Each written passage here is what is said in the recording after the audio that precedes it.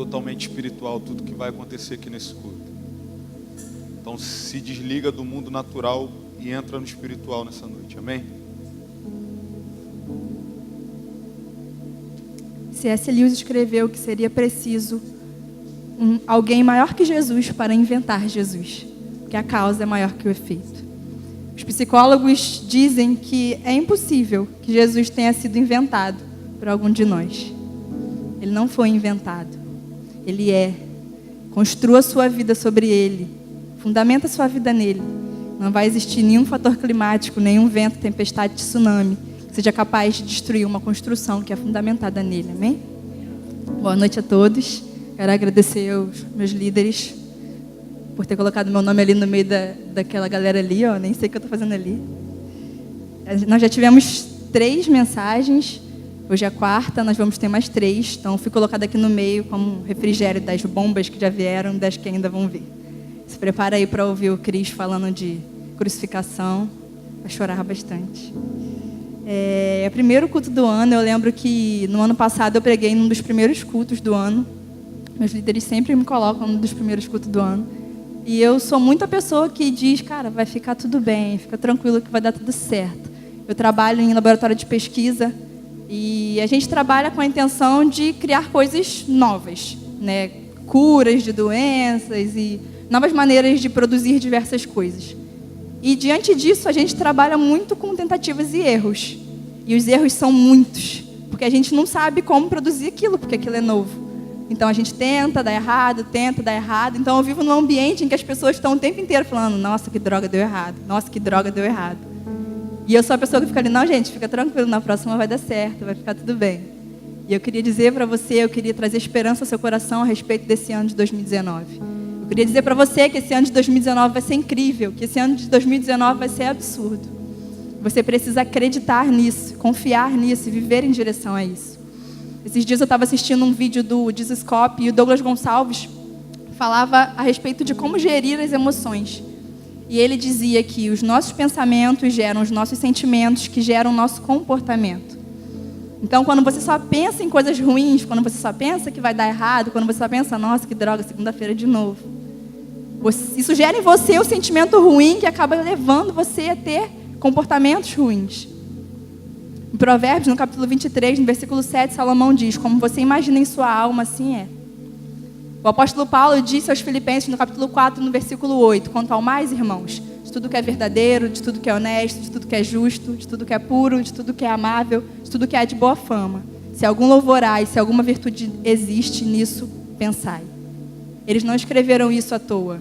Não é a força do pensamento.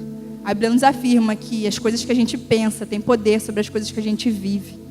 Então, para com esse negócio de pensar que não vai dar certo, ninguém me ama, ninguém me quer, eu nunca vou casar, eu nunca vou ter um bom emprego, eu nunca vou passar na prova. Porque à medida que você pensa essas coisas, isso acaba sendo o resultado que você alcança. Pensa que você tem a mente de Cristo, pensa que você é filho de Deus e você tem direito a todas as coisas que são direito de Jesus. Então, você vai dar certo, você vai ser feliz, você vai ter um bom casamento. Pensa a respeito dessas coisas. Pensa sobre o que você tem pensado e você vai ver que muitas coisas que você tem pensado são mentiras de Satanás. Em Romanos, no capítulo 12, no versículo 2, o apóstolo Paulo diz, transformai-vos pela renovação do vosso entendimento. Então, você deve ter planejado aí várias mudanças para o ano de 2019, fazer uma dieta e parar de beber refrigerante. Mas a primeira mudança precisa ser na sua mente. Nós precisamos ser transformados pela renovação da nossa mente. E isso vai mudar a maneira como a gente se sente, isso vai mudar o nosso comportamento, isso vai mudar os resultados que a gente obtém. Em Romanos, no capítulo 8, no versículo 17, a Bíblia diz que nós somos herdeiros de Deus, filhos de Deus, herdeiros de Deus e co-herdeiros com Cristo. Se você é co-herdeiro com Cristo, tudo que é direito de Cristo é direito seu. Tudo que está escrito aqui a respeito de Jesus, tudo que Jesus merece, você merece também. Jesus não nasceu para dar errado, então você também não nasceu para dar errado. Não interessa o que as circunstâncias dizem. Quando Pedro é convidado por Jesus a andar sobre as águas, as circunstâncias diziam que ele ia afundar. Pedro era pescador, desde pequeno, ele estava naquele ambiente do mar. O pai dele ensinou para ele que se ele entrasse, ele ia se afogar. Se ele saísse do barco no alto mar, ele ia se afogar. A gente sabe que se a gente tentar fazer isso agora, a gente vai se afogar. A gente vai afundar.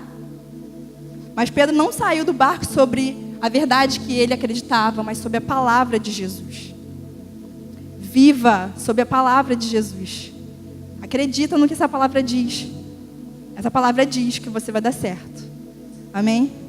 Seu ano de 2019 vai ser incrível. Acorda todos os dias dizendo para si mesmo que esse ano vai ser incrível. E todas as coisas ruins que tiverem que acontecer, não vai tirar de você a confiança de que esse ano vai ser incrível. Amém? Abra sua Bíblia comigo no Evangelho de Jesus, segundo escreveu Lucas, no capítulo 3.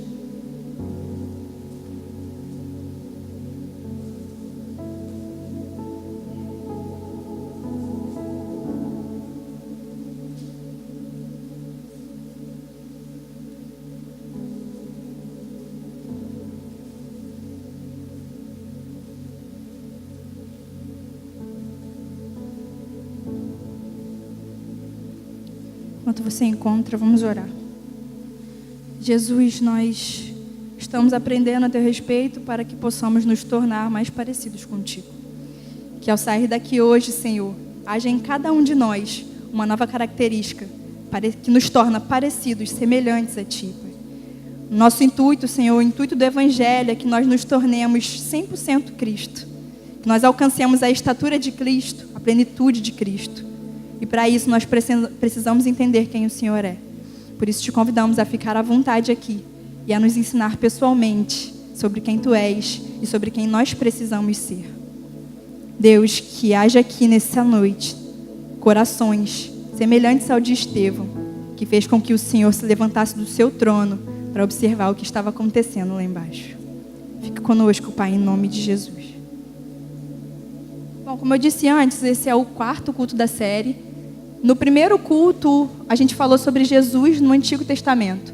E não só Jesus sendo citado por Isaías, que é o profeta que fala a respeito do Messias, mas a gente viu Jesus desde lá do Gênesis. A gente viu Jesus na vida de Abraão, Jesus no sacrifício de Isaac, a gente viu Jesus na vida de Davi, a gente viu Jesus na vida de Sansão. No segundo culto da série, a gente falou sobre o nascimento de Jesus. Jesus agora ele é 100% homem. E o Nando falou a respeito disso, falou a respeito do posicionamento de Maria diante do nascimento de Jesus. E a Bíblia, os evangelhos, eles falam um pouco a respeito da infância de Jesus. Lucas, ele fala de um episódio com Jesus, em que Jesus tem 12 anos, mas a maior parte dos evangelhos fala sobre o ministério de Jesus.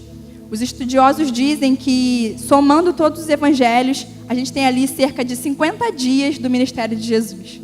50 dias de um ministério que durou mais ou menos 3 anos, de uma vida de 33 anos. É muito pouco que a gente tem acesso. João disse no capítulo 21, versículo 25, o último versículo do seu livro, que há ainda muitas coisas que Jesus fez e que não foram escritas. Que se elas fossem escritas, não caberiam no mundo a quantidade de livros que seriam escritos. No capítulo 20, no versículo 30, João diz ainda que Jesus fez muitos outros sinais entre seus discípulos que não foram escritos. Contudo, os que foram escritos eram suficientes para que nós possamos crer que Jesus Cristo é o Filho de Deus. E crendo, tenhamos fé no nome dele, que nós tenhamos vida no nome dele, que nós tenhamos salvação no nome dele. Então, embora o que nós temos aqui seja muito pouco diante de tudo que Jesus viveu, isso aqui é suficiente para que você entenda quem ele é, quem você precisa ser. Se você procurar, você vai encontrar hoje livros que falam sobre gerir emoções, que falam sobre gerir empresas, que falam sobre como ser um bom líder, não só dentro da igreja, mas um líder de uma empresa, um líder no trabalho, baseado nessa palavra, baseado na vida de Jesus, baseado nos ensinamentos de Jesus. Na semana passada, o Franklin falou a respeito de João Batista. Jesus nasceu, cresceu, até que chegou o momento de João Batista se revelar e anunciar que ele estava vindo. E o Franklin falou que João Batista era não a voz que clamava no deserto, mas a voz do que clamava. Porque Deus parou de falar no templo e passou a falar no deserto. E agora, no deserto, começa o ministério de Jesus. Lá em Lucas, no capítulo 3, no versículo 21, diz assim: Ora, quando todo o povo fora batizado, aconteceu que Jesus também foi batizado, e orando, o céu foi aberto.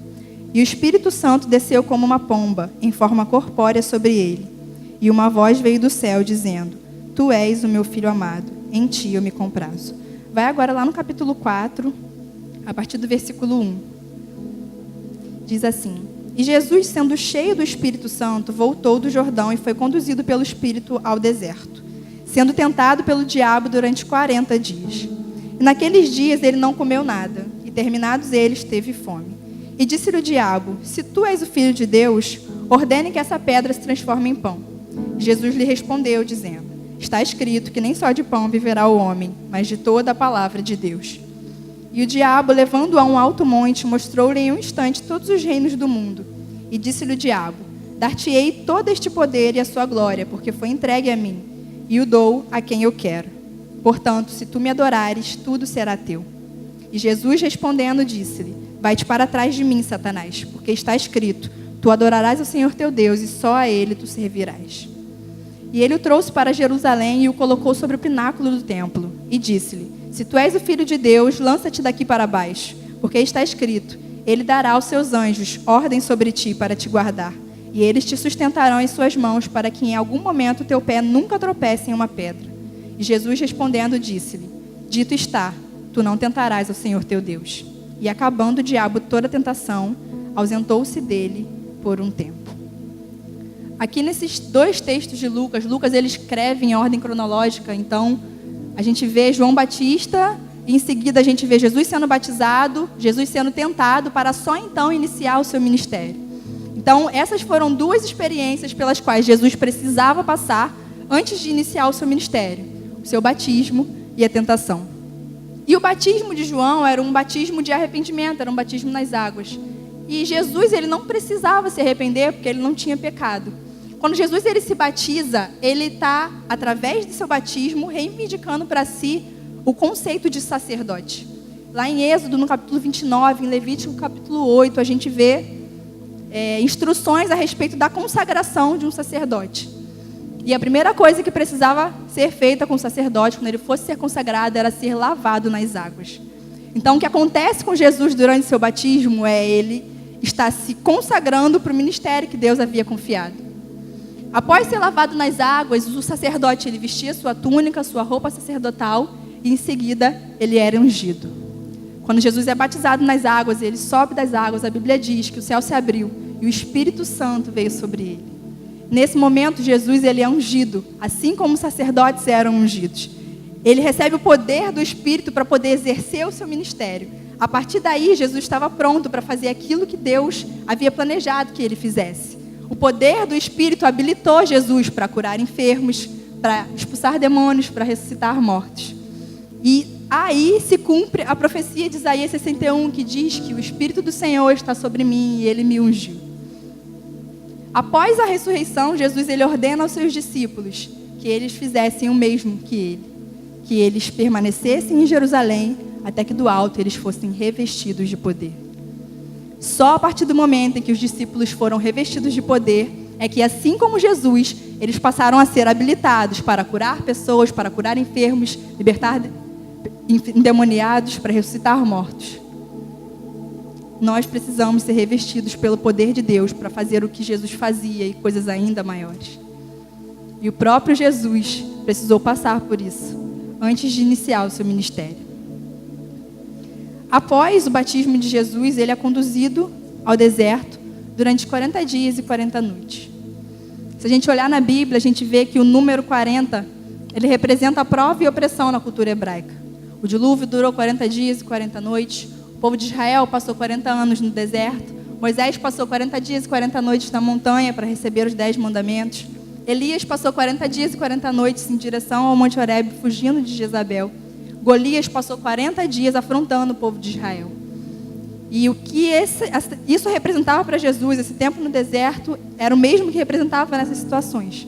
Prova. Jesus estava sendo testado antes de iniciar o seu ministério. E o intuito de Satanás era atacar o messianismo de Jesus. Satanás queria que a profecia de Isaías, que dizia que o Messias sofreria e morreria, não fosse cumprida. Ele queria sugerir a Jesus que ele tivesse um ministério político baseado no poder de Jesus, que Jesus se transformasse num Messias político. O pão, a montanha e o templo, das 3 tentações, representam 3 instituições sociais da época, contra a qual Jesus lutava. O pão representa a economia, que era injusta. A montanha representava a política, que era corrupta. E o templo representava a religião, que era vazia. Na primeira tentação, a gente vê o diabo dizendo para Jesus: e disse-lhe o diabo: se tu és o filho de Deus, ordene que essa pedra se transforme em pão. E Jesus lhe respondeu dizendo: está escrito que nem só de pão viverá o homem, mas de toda a palavra de Deus. O diabo começa a tentação dizendo: se tu és o filho de Deus. Ele começa sugerindo que Jesus poderia não ser o filho de Deus, ao que Jesus responde: nem só de pão viverá o homem, mas de toda a palavra de Deus. Essa palavra, do grego pode ser logos ou rema. Logos é a palavra escrita e rema é a palavra falada, a palavra pronunciada. A palavra usada nesse contexto por Jesus era rema. Ele não estava se referindo às escrituras, embora estivesse citando as escrituras. Ele estava se referindo a algo que foi dito por Deus. Quando? 40 dias antes, quando ele foi batizado. O que Deus disse? Tu és o meu filho amado, em quem eu me comprazo.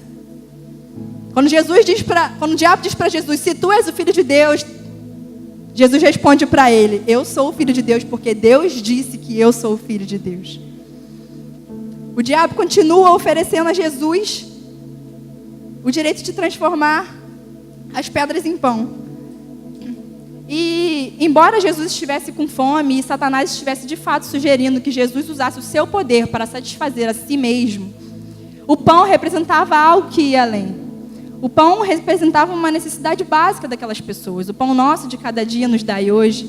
O maná caía do céu no deserto todos os dias. Era a fonte de alimentação daquelas pessoas, e aquelas pessoas eram pobres e viviam com fome. Então, Jesus, ele se identificava com aquelas pessoas, porque, embora José, seu pai, fosse artesão, que não era considerado a mais pobre de todas as profissões, Jesus, ele era pobre porque era como se os artesãos fossem a classe alta da classe pobre, a classe mais alta da classe pobre. Então, Jesus ainda assim era pobre. Lucas, no capítulo 2, no versículo 24, diz que quando Maria e José foram apresentar Jesus, eles ofereceram 2 pombas ou 2 rolinhas, que era o sacrifício que era aceitável para famílias pobres, que não tinham condição de oferecer um cordeiro. Jesus diz ainda no seu evangelho que o Filho do Homem não tinha onde reclinar sua cabeça. Tem uma ocasião em que os discípulos são pegos pegando trigo das plantações que era reservado para os pobres. Quando Jesus ele é questionado a respeito do pagamento de impostos, ele manda Pedro pescar, na boca do peixe haveria uma moeda, porque Jesus não tinha dinheiro. Jesus era pobre, assim como aquelas pessoas. Então ele não só entendia a realidade que elas viviam por ver, mas porque ele vivia dentro daquela realidade também. Ele vivia dentro daquela economia injusta que era representada pela tentação do pão. Então, quando Satanás convida Jesus a transformar as pedras em pão, não era um convite de alimente-se, era um convite de alimente eles. Eles precisam, eles têm fome. Faça alguma coisa por eles. Se Jesus tivesse alimentado aquelas pessoas, transformando pedras em pães, Jesus ia ganhar o coração delas. Jesus ia ganhar o apoio político que lhe faltou nos últimos dias. Mas Jesus rejeitou, porque não era isso que Jesus queria daquelas pessoas. Satanás estava reduzindo aquelas pessoas a comedores de pão, mas para Jesus eles não eram isso. Jesus ele sabia que alimentar aquelas pessoas podia até ser bom naquele momento, porque ia saciar a fome delas. Mas ele sabia que essa era uma solução a curto prazo, porque em 3 anos ele morreria. E aí elas não teriam mais pão. O que elas teriam? O que Jesus queria oferecer para aquelas pessoas era algo que elas continuariam a ter depois que ele morresse. Jesus queria oferecer algo maior. Jesus ofereceu a si mesmo, o pão vivo que desceu do céu. Em João, no capítulo 6, no versículo 58, diz que quem comer desse pão viverá para sempre. Era a vida eterna que Jesus queria oferecer àquelas pessoas. Não era saciar a fome de pão que elas tinham.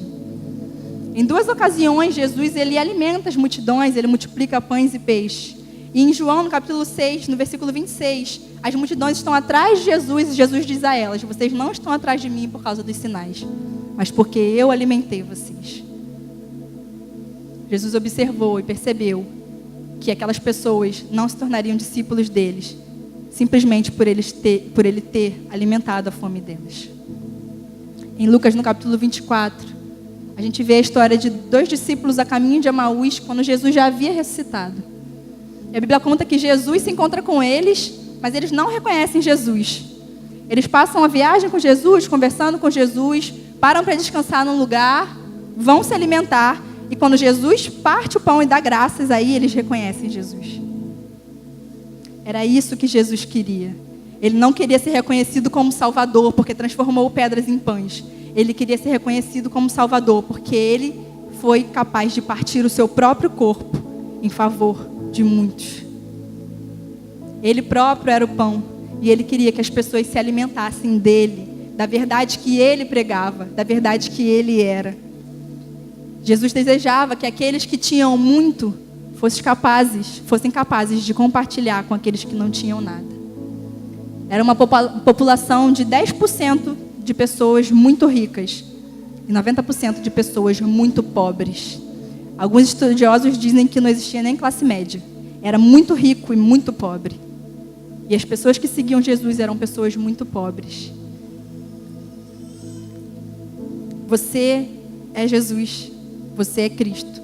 Quando você aprende a repartir a você mesmo, a repartir aquilo que você tem, a repartir aquilo que não te sobra. Satanás percebe que não ia conseguir nada com Jesus, então ele tenta outra coisa.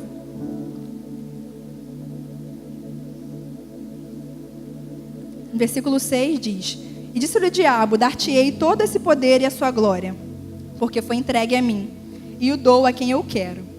Portanto, se tu me adorares, tudo será teu. E Jesus respondendo disse: Vai para trás de mim, Satanás, porque está escrito: Tu adorarás ao Senhor teu Deus, e só a Ele tu servirás.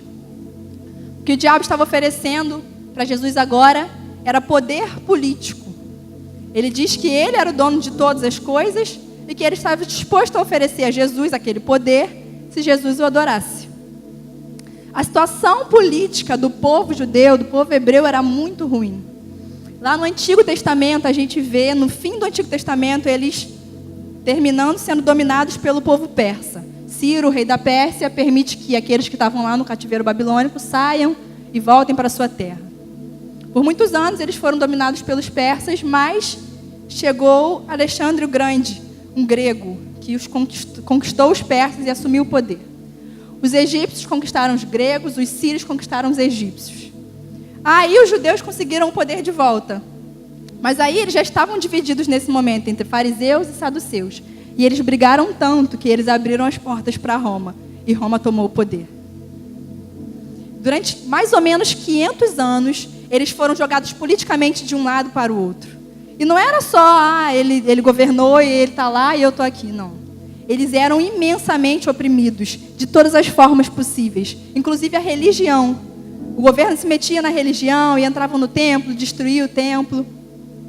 O povo de Israel, o povo judeu, eles sofriam. E eles sofreram durante muitos anos diante daquele cenário político. Cada um desses governos causou imensos danos ao povo judeu. E quando chegaram, no fim das contas, a serem dominados por Roma, Roma impunha pesados impostos para eles, o que fazia com que muitas vezes eles não tivessem o que comer, porque tinha que pagar os impostos. E eles não eram bem tratados lá. O exército romano tratava os judeus com muita violência. E Jesus cresceu dentro dessa realidade. Jesus cresceu vendo essas coisas. Jesus cresceu acompanhando todo esse sofrimento. E o que Satanás estava oferecendo para Jesus era uma forma de resolver aquele problema. Ajuda esse povo, olha como eles estão sofrendo. Eu te dou o governo, destrói esses romanos. Satanás estava sugerindo que Jesus assumisse o poder político e destruísse aqueles que estavam lá para que pudesse libertar o povo de Roma. A condição era só uma: adorar a Ele. Ao que Jesus responde: adorarás somente ao Senhor teu Deus, e só a Ele servirás. Jesus mais uma vez se recusa. Ele se recusa a se enfiar dentro daquele sistema político que usava a força e a violência para conseguir o que queriam. Porque esse não era o reino que ele desejava. Porque ele era manso e humilde. Porque no reino dele, ele dizia que entrariam aqueles que fossem como as crianças. Ele não queria fazer parte de um reino em que a força e a violência dominavam. Jesus, ele não precisava do poder que Satanás estava oferecendo a ele. O único poder necessário era o poder do Espírito. E ele já tinha. Quando Jesus, ele rejeita a segunda tentação, ele está rejeitando a tentação política de governar pela força. A tentação de destruir os romanos para libertar aquele povo. Ao invés disso, ele ensina a amar e a perdoar. Ao invés de governar, ele ensina a servir. Porque isso era quem ele era. Porque aquelas pessoas precisavam entender que elas não precisavam ser libertas de Roma. Elas precisavam ser libertas dos seus próprios pecados, da sua própria realidade. Jesus veio para trazer paz para a alma delas. Não paz para o que acontecia ao redor delas. Mais uma vez, Satanás não consegue o que queria. E aí, ele tenta pela última vez. No versículo 9 diz: E ele o trouxe para Jerusalém e o colocou sobre o pináculo do templo e disse-lhe: Se tu és o Filho de Deus, lança-te daqui para baixo, porque está escrito: Ele dará aos seus anjos ordem sobre ti para te guardar. E eles te sustentarão em suas mãos para que em algum momento o teu pé nunca tropece em uma pedra. E Jesus, respondendo, disse-lhe: Dito está, tu não tentarás ao Senhor teu Deus.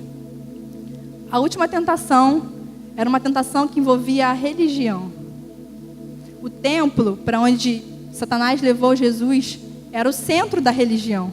O templo representava a fé judaica. O templo era onde estavam os mestres da lei, os fariseus, os escribas, os sacerdotes, os líderes religiosos. O templo era a casa de Deus, ele representava a presença viva de Deus no meio do povo. O que Satanás estava sugerindo para Jesus era: se joga, dá ordem aos anjos, eles vão te segurar. Imagina a cena, Jesus caindo, segurado pelos anjos no meio do templo.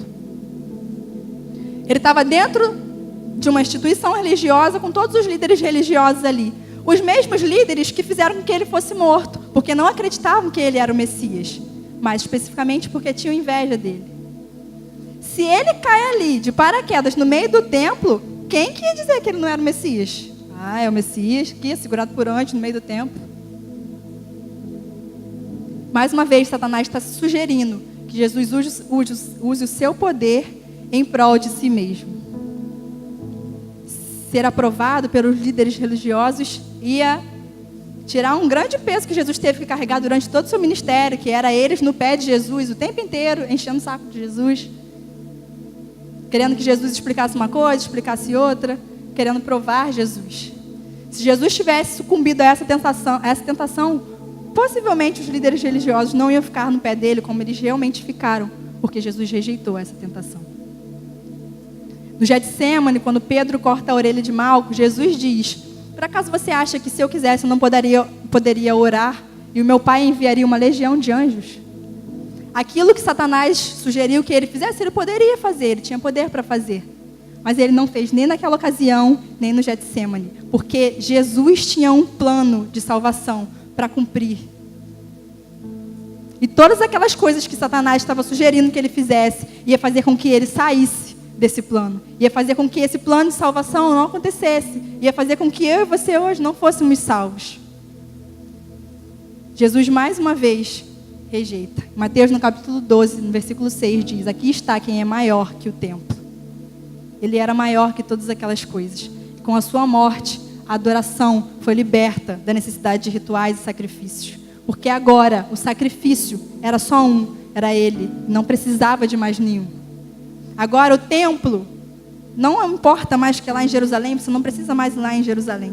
Porque agora o templo sou eu, o templo é você. Jesus, ele nunca teve a intenção de se exibir, como Satanás estava sugerindo que ele fizesse. Jesus não era arrogante, Jesus não era presunçoso. A sua entrada triunfal em Jerusalém foi sobre um jumentinho, provavelmente com seus pés arrastando no chão, porque o jumento era um animal baixo. Porque ele nunca teve a intenção de se aparecer. Jesus, ele tinha um poder ilimitado e ele não usou nem metade do poder dele.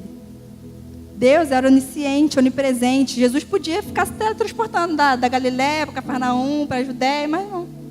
Ele ia caminhando. Ele não usava o poder que ele tinha, Porque ele não veio aqui na terra para ficar se aparecendo. Ele queria mostrar o Pai. A glória era do Pai. Ele queria salvar pessoas. Jesus, ele veio para servir. Ele veio para encostar nos leprosos que ninguém tinha coragem de encostar, para se sentar com os pecadores com os quais ninguém tinha coragem de sentar, para olhar nos olhos de mulheres. Ninguém olhava nos olhos das mulheres. Jesus, ele veio para curar os enfermos com os quais ninguém se importava. Se você deseja ser como Jesus, se a sua intenção aqui, com essa série, é aprender sobre Ele, para se tornar parecido com Ele, esse é Jesus. É um Jesus que abdicou de tudo que Ele poderia ser, para ser aquilo que o Pai determinou que Ele deveria ser, por causa de mim, de você. O que Satanás queria, desde o princípio, era que Jesus salvasse a si mesmo. O pastor Paulo Borges diz que as pessoas estão esperando que Jesus salve a si. Mas Jesus, ele não veio para salvar, mas para permitir que você morra em segurança. Jesus veio para apontar a mensagem da cruz, que é: perca a sua vida e não salve. No último versículo dessa parte da tentação, diz que, acabando o diabo toda a tentação, ausentou-se dele por um tempo. Satanás se ausentou ali por aquele tempo, mas durante todo o ministério de Jesus, ele estava ao derredor. Em Mateus, no capítulo 16, Pedro, ao ser questionado por Jesus, afirma que ele era o Cristo, o Filho do Deus vivo. Enfim, alguém entendeu quem ele era, alguém entendeu para que ele tinha vindo. E aí, em seguida, ele começa dizendo: já que eu sou o Messias, eu vou precisar morrer, vou sofrer, mas no terceiro dia eu vou ressuscitar. E Jesus, o Pedro olha para ele e fala: que é isso, Jesus? Não, tenha compaixão de si mesmo. Ao que Jesus responde: para trás, Satanás. Satanás, mais uma vez ali, sugerindo a Jesus que ele salvasse a si mesmo. O capítulo continua com Jesus dizendo: aquele que quiser vir após mim, negue-se a si mesmo, tome a tua cruz e siga-me. O Evangelho é graça, bondade, misericórdia. O reino é alegria, paz e justiça. Mas ele é tomado por esforço. Existe um custo. Em Lucas, no capítulo 14, Jesus conta uma parábola. Ele diz que um certo homem queria construir um edifício. E aí ele pergunta: ele não vai, antes de começar a construir, calcular os custos? Porque senão ele vai começar a construção e no meio do caminho vai faltar. E aí as pessoas vão escarnecer dele. Porque no começo ele não entendia quais eram os custos. Nós precisamos entender quais são os custos. Eu lembro que quando eu me batizei, um monte de gente que se batizou comigo não está mais aqui hoje. Porque quando elas tomaram a decisão de se batizar, elas não entendiam os custos. Existem muitas coisas que a gente resolve fazer na nossa vida que a gente deixa para lá, porque começa a pesar demais. Porque quando a gente começou a fazer, a gente não entendia quais eram os custos. Ontem os meus avós viajaram e minha mãe falou para mim: por que você não vai com eles? Eu não fui com eles, porque eu precisava estar aqui, porque eu tinha ensaio mais cedo. Eu podia falar para a Lohana que eu não ia vir para o ensaio, podia falar para o Lucas que não ia dar para pregar. Mas há 9 anos atrás, quando eu comecei a liderar o ministério de dança, eu entendi os custos. Jesus nunca me cobrou, não falta nenhum ensaio. Não vou pecar se eu faltar ensaio. Às vezes as meninas falam que não vai poder vir, a gente fala tudo bem. Mas quando eu aceitei esse chamado, eu queria fazer isso da melhor forma possível. Assim, o Ministério de Paracleto vai fazer 5 anos. E às vezes que eu faltei ensaio foi porque eu tinha prova na faculdade. Porque eu entendia, desde o começo, quais eram os custos. 5 anos que eu não sei o que é sair no sábado. Mas não é pesado. Porque eu entendo quem me chamou. Porque eu prefiro fazer o que eu deveria fazer do que o que eu gostaria de fazer. Eu prefiro estar onde eu deveria estar do que onde eu gostaria de estar. O fardo de Jesus é suave. Se para você é um sacrifício muito grande, muito pesado fazer aquilo que Ele te chamou para fazer, reveja se realmente foi isso que Ele te chamou para fazer. Eu ouço muitas pessoas, muitas mesmo. No meio do ano a gente fez quero até pedir desculpa a vocês, a gente fez um formulário sobre leitura bíblica que a gente nunca fez nada a respeito, mas a gente vai fazer.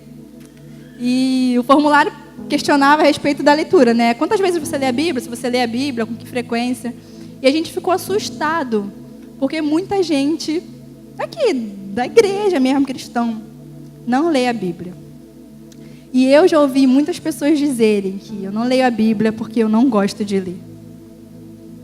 E eu preciso te dizer que, se você só está disposto a fazer o que você gosta de fazer, você não entendeu o cristianismo. Nem todo mundo gosta de trabalhar, mas a gente trabalha. Por quê? Porque a gente precisa disso para se sustentar. Você precisa disso aqui para se sustentar. E isso aqui precisa ser o seu alimento. Às vezes as coisas dão errado na sua vida porque você não declara o que está escrito nessa palavra, porque você nem sabe, porque você não lê, porque você não gosta de ler. O Evangelho não é sobre o que eu gosto, porque o Evangelho não é sobre mim. Você acha que Noé achava super legal lá, todo mundo caçoando dele enquanto ele construía uma arca dizendo que ia chover? Ninguém acreditava naquilo, mas ele continuou construindo.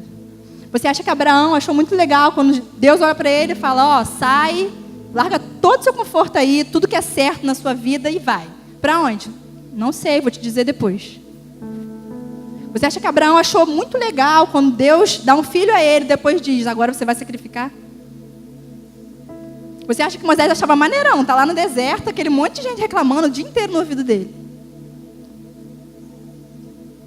Eles provavelmente não gostavam disso, porque eles eram humanos como eu e você. E enquanto eu continuar fazendo só aquilo que eu gosto de fazer, eu nunca vou entrar na lista desses homens dos quais o mundo não era digno.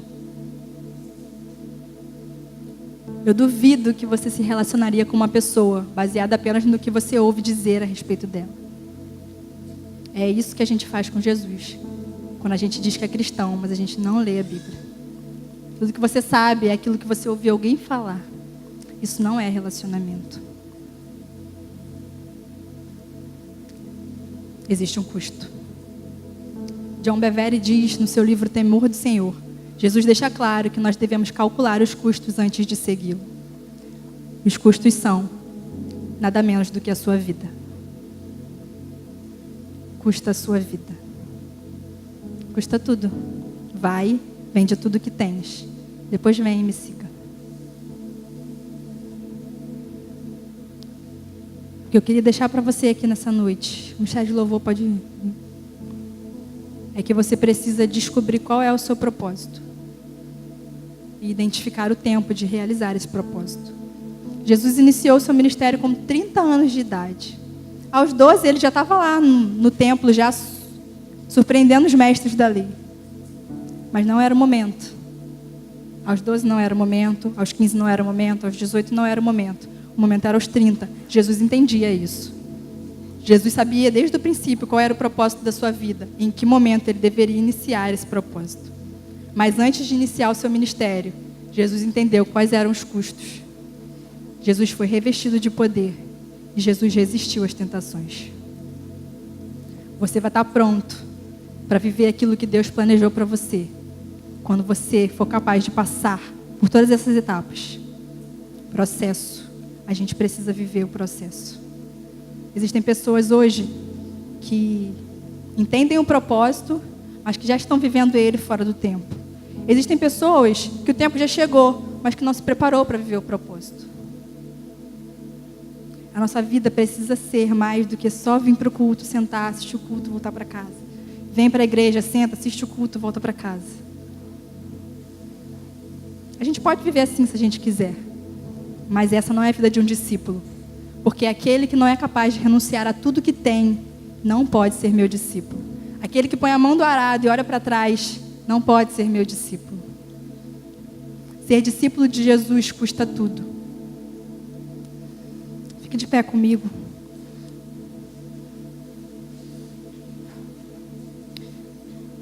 Os arqueólogos dizem que quando Jesus estava sendo tentado, ele estava no deserto da Judéia.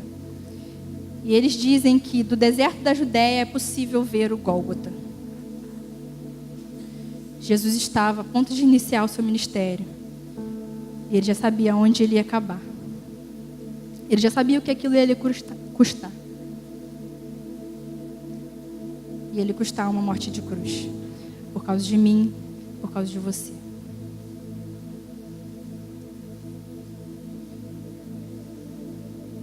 O ano está começando. E a gente pode determinar o restante da nossa vida a partir de agora. Para de viver as mesmas coisas. Para de ficar esperando quando você não precisa esperar. E espere quando precisar. Entenda o tempo. Identifique o propósito. Seja revestido de poder. Resista às tentações. Você estará pronto para viver aquilo que Deus planejou para você. Amém.